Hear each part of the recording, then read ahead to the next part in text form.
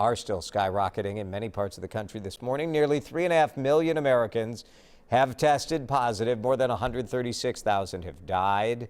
We go live to Laura Podesta, CBS News in New York. And Laura, we know that several of the states really suffering the most right now are in the South. Absolutely, the Sun Belt. You know, Jason, I really hope that one of these days we can talk about the trend going the other way, but right now it's just not looking like that. Coronavirus cases and deaths are increasing. We know Alabama saw its highest one-day death count at 40 yesterday. Florida also saw its highest one-day death count with 132 people killed by the coronavirus yesterday. There are record hospitalizations in Arizona and Texas, and now a sort of redistribution of essential supplies like PPE, as well as nurses and other staff from some of the states that are not impacted as heavily right now to those states in the Sun Belt.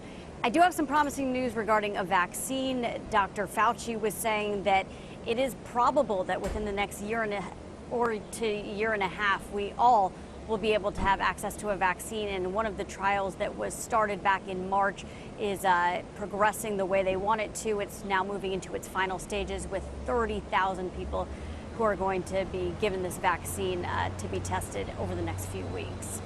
Jason. Laura, thousands of foreign students who have been at risk of being deported from the country because colleges are doing remote learning. The government said we're going to send you home if you aren't going in person. This has all changed now. What happened here? So facing 8 federal lawsuits and pressure from hundreds of U.S. universities, the Trump administration has rescinded this directive that international students would have to return to their home country if classes were only going to be held online in the fall semester. Harvard and MIT were the first to file a federal lawsuit, and in the opening statements, they learned that this directive, which began on July 6th, had been rescinded. So good news for all of those international students. The colleges, too, they said that they were going to be thrown into chaos if they had to make this decision to hold classes in person just to keep their international students, even if it meant putting those students and their staff at risk. Yeah, for sure. I know colleges were very concerned about that. Laura, today is tax day. Did you finish your taxes? Are you done with the Podesta household taxes? I did it by April 10th. Yes. I was an overachiever, I guess. Well, I didn't want to irritate But so many Americans need to file by today. Right, today's the day, right?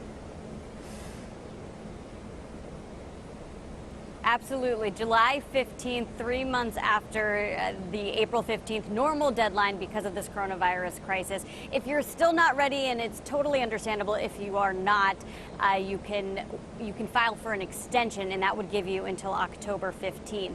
And the IRS says it understands so many people are unemployed or underemployed. They cannot pay their income tax return in full. So they can go to irs.gov. There are a lot of payment options, and so we hope that people are not scrambling today because there are those options, and you can always file for an extension. Right. Got to pay, got to estimate your payments first, but at least you can have more time. If you need more time to do the paperwork, though, seriously, we've all been sitting at home for the last 4 months. Like, come on, get it done. Laura, thank you. Another